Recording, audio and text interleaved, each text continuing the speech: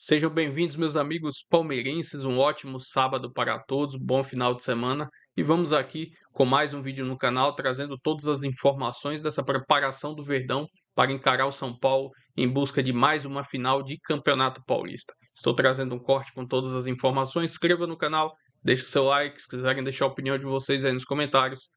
E vamos com o vídeo. Bom, a primeira coisa nesse jogo é que ninguém crie problema para a arbitragem, que vai ser da Daiane Muniz, que é uma árbitra competente, capaz, já mostrou que tem condições de apitar um jogo desse tamanho. Mas para as coisas correrem bem, é lógico que a arbitragem tem que ter um bom trabalho, mas os jogadores não podem ficar incomodando, os treinadores não podem ficar incomodando. Se a turma ficar resumida a jogar futebol, facilita o trabalho da arbitragem, facilita o trabalho também dos jogadores. Enfim, é preciso colaboração. Esse é um vício muito ruim do futebol brasileiro. Qualquer marcação, fazem uma rodinha no ar, pressionam, reclamam. Tomara que a Daiane Muniz tenha um grande trabalho e que ela não seja o assunto depois do clássico, e sim os jogadores e o que aconteceu durante a partida. Conferir como estão aí os times, a preparação. A gente começa falando do técnico Abel Ferreira. Afinal de contas, ele tem mais um dia para armar o pulo do gato para chegar a mais uma final do Paulista. Neste domingo tem Palmeiras e São Paulo, semifinal do Campeonato Paulista, 8h30 da noite na Arena Barueri. Cresce a expectativa por esse jogão, a reedição da semifinal do Paulistão do ano passado, quando o Palmeiras eliminou São Paulo com um gol de pênalti. Aliás, um pênalti muito polêmico nesta jogada envolvendo o Vitor Roque e também o Arboleda. Tanto que dias depois, a Federação Paulista de Futebol emitiu uma nota dizendo que a marcação do pênalti acabou sendo equivocado. Expectativa muito grande, né, pelo John Arias. Será que finalmente ele vai começar uma partida pelo Verdão? Lembrando que ele já estreou com a camisa verde, jogou 15 minutos contra o Capivariano e 30 diante do Fluminense. Segunda contratação mais cara da história do Palmeiras, é evidente, né, que todo torcedor do Verdão espera que ele comece jogando. E se isso acontecer, é bem provável que o Maurício perca a posição. Até porque, na partida contra o Fluminense, ele foi o único jogador de ataque do Palmeiras que permaneceu em campo durante todo o tempo. Será o 24º mata-mata da história entre São Paulo e Palmeiras, e a vantagem é imensa tricolor. 17 vezes o São Paulo se saiu melhor e apenas 6 vezes a equipe do Palmeiras acabou ou conseguindo o título ou conseguindo a classificação, avançando de fase. Agora uma informação em relação ao Carlos Miguel, goleiro do Palmeiras, que jamais perdeu pelo Verdão como mandante. Lembrando que a Daiane Muniz será a árbitra da partida, né? Aliás, toda a arbitragem será composta por mulheres, ela que vai apitar a sua 5ª partida neste Campeonato Paulista. Esteve envolvida, né, na partida da semana passada entre São Paulo e Bragantino, em Bragança Paulista, quando o jogador Gustavo Marques acabou dizendo após a partida, jogador do Bragantino, que um jogo daquele tamanho não deveria ter sido apitado por uma mulher, né? O Palmeiras, que trabalha com a perspectiva de ter o Allianz Parque em uma eventual final, até porque 95% do gramado já está replantado. Isso se a chuva permitir, né? Se a chuva realmente continuar caindo aqui na cidade de São Paulo, vai ser difícil que o Palmeiras tenha o Allianz Parque para jogar uma hipotética final de Campeonato Paulista. E a última informação em relação ao técnico Abel Ferreira e ao jogador Luigi, né? Eles que serão julgados pelo TJD da Federação Paulista de Futebol por conta, né, de coisas que aconteceram no clássico entre Corinthians e Palmeiras, vitória do Palmeiras por 1-0 em Itaquera. A gente lembra que o Abel foi expulso de campo e o Luigi, depois do gol do Flaco Lopes para o Palmeiras, acabou dando uma bolada, né, dando um bico para a arquibancada e acertando um torcedor, melhor dizendo, da equipe do Corinthians. Olha, mesmo que eles sejam punidos, o Abel e o Luigi, não vai acontecer nada, não vão ficar fora do jogo, porque do próximo, se eles chegarem na final, porque tem o tal do efeito suspensivo, faz parte da regra, é assim que funciona. Então a chance do Abel e do Luigi ficarem fora de uma eventual final, se o Palmeiras chegar, é muito difícil. Lembrando que o Palmeiras, o ano passado, decidiu o título com o Corinthians e acabou perdendo, e essa fase do Paulistão vai ser a única, a decisão que nós teremos 2 jogos, um na casa de cada time. Alexandre Silvestre, chega mais, novidades do Verdão. Tem jogo importante no final de semana e quer dizer, Silvestre, que o clube saiu em defesa do técnico Abel Ferreira, é isso? O Palmeiras contesta, Michele, amigos e amigas, a súmula do árbitro, o Felipe Fernandes de Lima, em relação na parte em que ele coloca lá no papel, na súmula, sobre a expulsão do Abel Ferreira. O árbitro escreve que ele foi ríspido com o auxiliar, a bandeirinha, com o quarto árbitro, que ironizou batendo palmas e teve de ser contido na saída de campo. O Palmeiras emitiu uma nota e divulgou um vídeo gravado pela equipe de desempenho do Palmeiras, que estava lá em cima na cabine, mostrando do alto, dizendo que, ok, o quarto árbitro teve ali um bate-boca mesmo, não com a bandeirinha, só vê nas imagens. Bateu palma, não contra a arbitragem ironizando, e sim, bateu palma na frente do Murilo. Você vê na imagem o Abel indo em direção ao Murilo, o zagueiro, dá até um abraço no Murilo. E não teve de ser contido na saída. Eu vi o vídeo, não teve mesmo, ele ficou pistola da vida antes, ficou bravo, mas na saída não. Então o Palmeiras na nota oficial emitida nas últimas horas, diz o seguinte aqui, dentre tantas coisas: a súmula não condiz com a realidade dos fatos. A preocupação do Palmeiras é que o Abel, que já foi expulso contra o Fluminense, vai cumprir a automática dia 12 de março contra o Vasco da Gama no Campeonato Brasileiro. Por essa súmula pode receber uma punição maior. Palmeiras tenta evitar justamente isso. Bom, pelas imagens a gente pode ver que talvez ele não tenha batido palma. Agora a gente não tem o áudio, a gente não sabe o áudio. Aí a gente tem que presumir que o que está na súmula do árbitro Felipe Fernandes é o correto, né? Mas o que está na súmula é o seguinte: o assistente...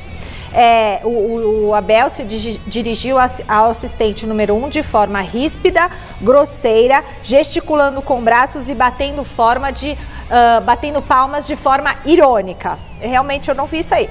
Você é cega, não viu que o lateral era para o nosso time? Baralho, vocês nunca veem nada? Aquele palavrão. Nessa hora aí, Michele, nessa hora, ó. Aí ele falaria de novo: baralho, ferre-se, que não é esse, é outro palavrão. Então, essas seriam as palavras, entendeu? Traduzam para o palavrão, né? O baralho, o ferre-se e tudo mais. E ele teria falado isso. Vocês nunca veem nada, e tal. Aí, o Palmeiras está contestando toda essa narrativa aqui que o árbitro relatou na súmula através desse vídeo. Agora, se isso é possível ou não, não sei, porque não sei se o vídeo tem áudio lá. Não tem. Esse vídeo não tem. O que dá pra gente contestar em relação à súmula é o aplauso de forma irônica, que a gente vê que não teve. Não teve. E o fato dele ter que ser contido para depois sair de campo também não teve. Agora, o que ele falou ali, ó, quando acabou o jogo, ali ele pode ter realmente, até pelo gesto assim, incisivo, com as mãos em direção ao árbitro, ali ele não deve ter ali falado parabéns pelo trabalho, ele deve ter xingado bastante ali. Ó, gesticulando com os braços. Isso, ali. Agora, palmas irônicas e contido para sair do campo, realmente isso não teve. Mas outra coisa, e o Abel paga pela fama também, né? Coisas também que não tem motivo para expulsar. Isso, pagou pela fama, porque não pelo que ele fez. Tem certas coisas que não são necessárias. Tem razão. Esse autoritarismo. E quando que xinga, muitas vezes... por exemplo, quando fala esses palavrões aqui? É normal do futebol, mas isso aí. Aí tudo bem, você ali, na hora falando ali, não é questão de estar agredindo ou de uma forma verbal. Não é uma agressão verbal? Tem certas coisas que no dentro de campo... Você é cega. Então, se fosse isso, o Neymar tinha sido expulso. O que ele falou lá pro jogador do Vasco. Sim. Falou baralho. Ô, Michele, repito. A gente vai mostrar já. Teve briga feia do Neymar. Se concluir essa questão do Abel, eu acho que, repito, a única coisa que é plausível com a súmula são as palavras que ele pode ter falado ali quando ele entrou no gramado em direção ao quarto árbitro, e a bandeira estava ao lado do quarto árbitro. Então ele pode ter também falado alguma coisa, tipo, você é cega, né, que tá escrito aí. Ele pode ter falado para ela, você é cega, e os palavrões para o quarto árbitro. Isso aí pode ser condizente com a súmula. Vocês nunca veem nada, Isso aí, ó, pode ser. Baralho. Aí cabe para os dois ali. Isso que está escrito pode ser que ele tenha falado mesmo. Agora, o Abel sabe que a arbitragem fica de olho nele de uma maneira especial. O Palmeiras tinha acabado de ganhar o jogo. Já foi dito antes da competição. Precisava ele entrar em campo e xingar o quarto árbitro, falar alguma coisa? Engole. Já que ele engoliu até o fim do jogo e o Palmeiras ganhou ainda por cima... Acho que ele achou que não ia acontecer deixa nada. pra reclamar no vestiário, depois na coletiva, sabe? Mas aí ele dá margem... Se conter, né? Exato. Em certos momentos precisa se conter. Exato, porque ali deu margem pra ele ser expulso. Ele sabe que ele ia marcar. Já é uma perseguição. Foi justo ou injusto pra você a expulsão? Eu acho que é injusto. Não, eu acho que foi demais. Vocês acham que foi demais? Foi justo. Bom, eu acho que se ele falou tudo isso, foi justo. Bom, o Silvestre tem mais um assunto do Verdão para falar com a gente. Silvestre, saiu a data do julgamento do Abel Ferreira?